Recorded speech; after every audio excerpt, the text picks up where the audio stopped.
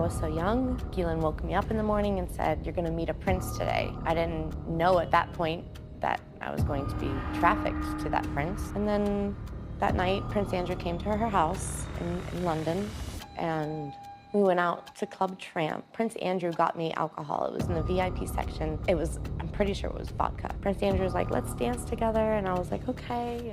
And we leave Club Tramp, and I hop in the car with Ghislaine and Giuffre, and Ghislaine said, "He's coming back to the house, and I want you to do for him what you do for Epstein." I just couldn't believe it. I couldn't believe that even royalty were involved. Virginia Roberts Giuffre said in 2019, quote, "I am making it publicly known that in no way, shape, or form am I suicidal. If something happens to me, in the sake of my family, do not let this go away. Too many evil people want to see me quieted." Well, what do you know? On April 25th, 2025, Virginia Roberts Giuffre, dead, ruled a suicide. This is just 1 month after she gets randomly hit by a bus, all kinds of conflicting reports.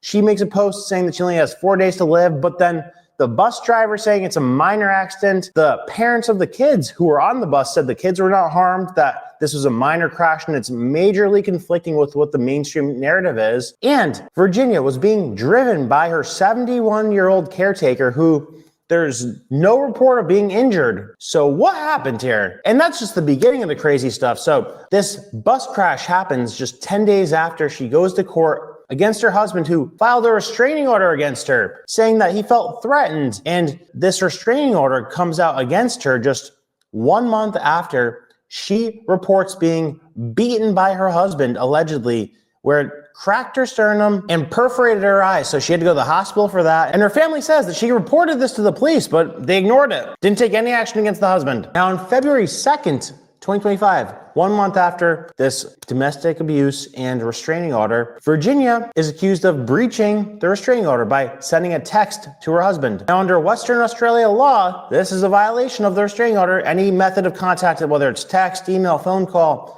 can be deemed a breach of the restraining order. So this counts as a criminal offense, and it could be punished by up to $6,000 in a fine or 2 years in prison. So this leads to formal charges and a court date where she has to show up, and that court date was March 14th, 2025. We're just 10 days after she gets hit by a bus. Now, the follow-up court date was scheduled to be on April 9th, but she was not in condition to make it there. So they rescheduled for June 11th, and she's not going to be able to make that one because she just died. And they're saying it's a suicide, but they have not said how she killed herself. And then in 2019, she said she would never kill herself. She seems to love her children very much. So very weird. Not convinced at all that was a suicide personally, but let me tell you something else that's bizarre. So listen to how these two people met. So Virginia Roberts at the time goes to Thailand, likely by the orders of Ghislaine Maxwell and Epstein, because they used to send her there to recruit young girls who qualified for their massage program. So she meets this guy, Robert, who's a martial arts trainer. She met him in 2002 at the International Training Massage School in Thailand, where she was attending a course, probably sent there by Epstein. And they marry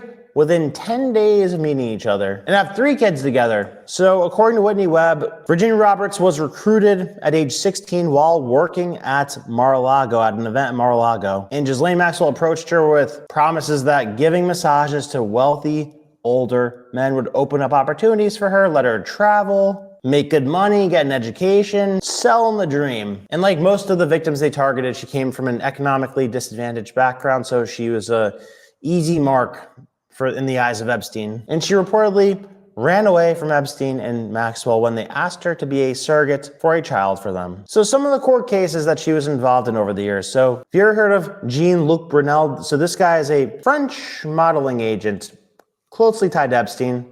She alleged that Brunel offered modeling jobs to poor girls and that she herself was forced to have sex with Brunel on multiple occasions. Virginia also claimed that Brunel helped Epstein traffic underage girls from France to America, including 12-year-old triplets to Epstein for his birthday. So in 2020, Brunel gets arrested. In 2021, Giuffre provides testimony in Paris as part of a French investigation into Brunel.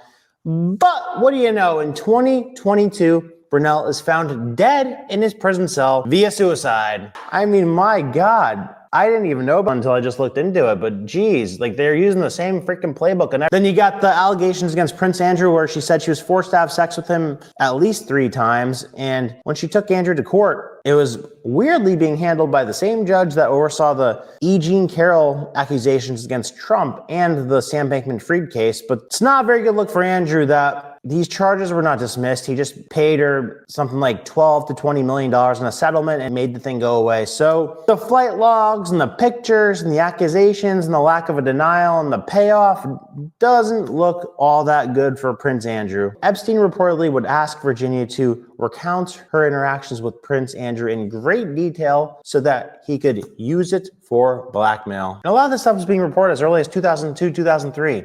So are they doing this because the case is being looked into again? Are they even looking into the case? I'm going to be really creeped out if we don't get the answers to the Epstein files at all. Really hope we get that, or there's going to be a whole lot of weird questions to ask. But this is why the first books we went through in my book club were One Nation Under Blackmail, Volume 1 and Volume 2 by Whitney Webb. Masterpiece, talks all about this in great detail, better than anything out there. And I go through it chapter by chapter, breaking down all the major details in my book club. So if you want to know more about this situation, click on the link below, pinned in the comment section and in the description. Check out my book club. You'll know everything you need to know about this, because this is just the tip of the freaking iceberg. Say your prayers for these people and we'll see what happens. God bless. Link below.